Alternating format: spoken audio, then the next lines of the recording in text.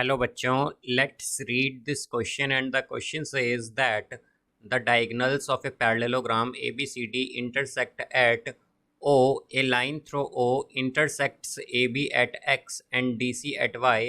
Prove that OX is equal to OY. तो आइए अब इस क्वेश्चन को यहाँ पर हम सॉल्व कर लेते हैं। इस क्वेश्चन में हमसे कहा गया है कि जो डायगोनल्स हैं एक पैरेललोग्राम ABCD की, वो इंटरसेक्ट करती हैं O पर।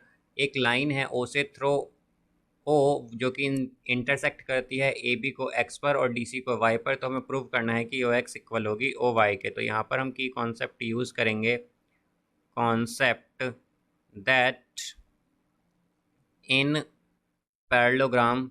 तो पैरेललोग्राम में हमारे पास क्या होता है कि जो डायगोनल्स होती हैं, डायगोनल्स वो बाइसेक्ट करती हैं एक दूसरे को, बाइसेक्ट ईच अदर।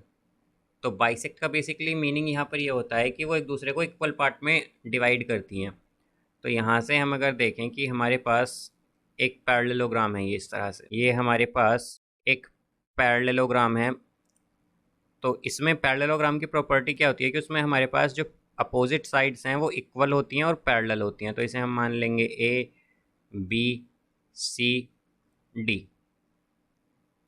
अब यहाँ पर इसकी डायगोनल्स जो हैं, एक डायगोनल क्या है ए सी और एक डायगोनल है इसकी बी डी। ये दोनों क्या करती हैं, इंटरसेक्ट करती हैं एट ओ। ओ पर ये इंटरसेक्ट करती हैं। अब यहाँ पर हमारे पास क्या कहा गया है कि जो ओ से एक लाइन है जो कि इंटरसेक्ट करेगी ए बी पर तो एक्स पर और डी सी पर वाई पर। तो हम यहाँ पर ओ से एक लाइन ले लेंगे इस तरह से। अब ये ए बी पर इंटरसेक्ट कहाँ करेगी, एक्स पर, और डी सी पर करेगी वाई पर। तो ये आएगा हमारे पास।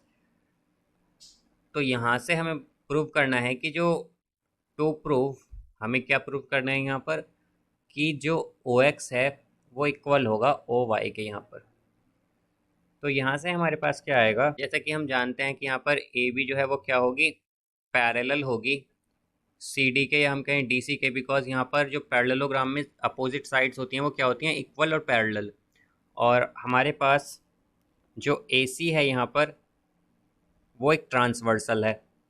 ए सी क्या है, ए सी इज़ अ ट्रांसवर्सल, ट्रांसवर्सल।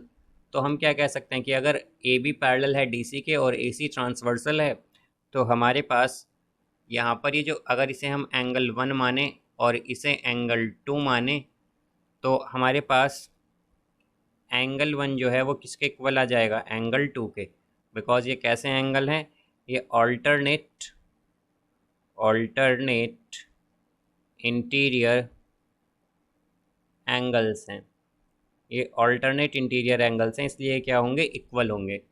अब इसी तरह अगर हम देखें कि हमारे पास जो ट्रायंगल्स हैं, अगर हम ट्रायंगल लें, in triangle A X O and triangle C Y O, तो इनमें हमारे पास, जैसा कि हम देख सकते हैं कि इन दोनों ही ट्रायंगल में हमारे पास एंगल 1 तो इक्वल होगा एंगल 2 के, बिकॉज ये भी हमने यहाँ पर देखा है, बिकॉज ये कैसे एंगल हैं, ऑल्टरनेट इंटीरियर एंगल्स हैं, इसलिए दोनों इक्वल होंगे। अब इसी तरह हमारे पास जो, अगर हम यहाँ पर देखें कि अगर इस एंगल को हम यहाँ पर एंगल 3 मान लें और ये जो एंगल है इसे हम यहाँ पर 4 माने, तो एंगल 3 क्या होगा, एंगल 3 जो है ये इक्वल होगा एंगल 4 के, बिकॉज ये कैसे एंगल हैं, ये वर्टिकली अपोजिट एंगल है, वर्टिकली अपोजिट एंगल। और वर्टिकली अपोजिट एंगल्स कैसे होते हैं, वो इक्वल होते हैं हमारे पास, तो इसलिए यहाँ पर ये इक्वल होंगे। अब इसी तरह अगर हम देखें तो जो सी ओ है वो इक्वल होगी ए ओ के, बिकॉज हमारे पास क्या है यहाँ पर कि जो, जैसा कि हमने की कंसेप्ट में देखा था कि डायगोनल्स क्या करती हैं, एक दूसरे को बाइसेक्ट करती हैं। तो बाइसेक्ट का मतलब दो इक्वल पार्ट में डिवाइड करेंगी, तो जो हमारी ए ओ है वो इक्वल हो जाएगी ओ सी के, बिकॉज डायगोनल्स जो हैं वो बाइसेक्ट करती हैं एक दूसरे को। यहाँ पर diagonals bisect each other, bisect each other. तो यहाँ पर हम क्या कह सकते हैं कि ट्रायंगल ए एक्स ओ जो है वो हमारे पास कॉन्ग्रुएंट है ट्रायंगल सी वाई ओ के from S S A S A यानी कि एंगल साइड एंगल क्राइटेरिया से, क्राइटेरिया या फिर कॉन्ग्रुएंसी से। तो हम क्या कह सकते हैं कि ये एंगल साइड एंगल क्राइटेरिया या फिर कॉन्ग्रुएंसी से हमारे पास क्या है, दोनों ट्राइंगल कॉन्ग्रुएंट हैं। तो अगर ये कॉन्ग्रुएंट है तो इसका मतलब क्या होगा कि ओ एक्स इक्वल होगा ओ वाई के by C P C T से, और यही हमें यहाँ पर प्रूव करना था। सो तो हम क्या कह सकते हैं, hence proved. So I hope you understood it well. Best of luck. Thank you.